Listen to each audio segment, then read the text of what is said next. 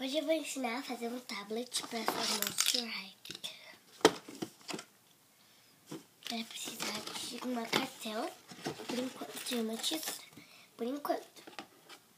Aí você vai recortar em forma de um iPad, em forma de um caixinho. Um iPad em forma de caixinho. Parei os dois de mostrar aqui. Foi ele que me ensinou.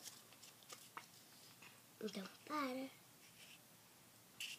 Você faz o que você quer e ele faz o que ele quer.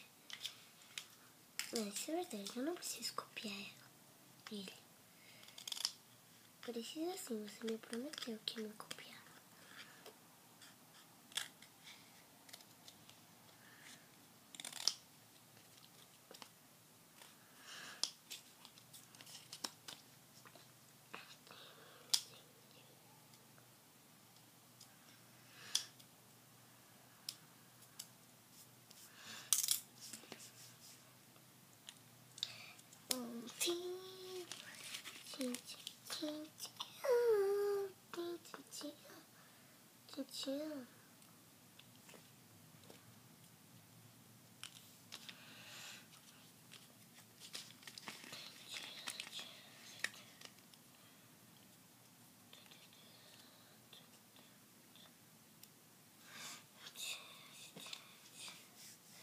Daí, você vai colar o adesivo na cartela que você fez.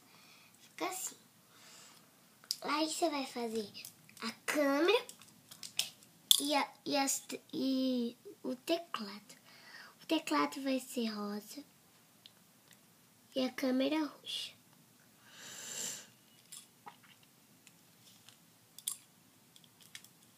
A câmera vai ser bem legal, roxa.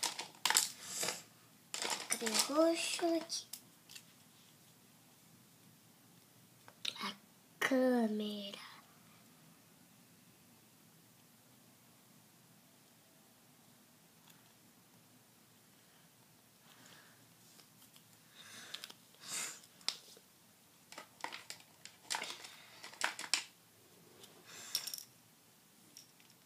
Aí eu vou fazer algumas coisinhas aqui.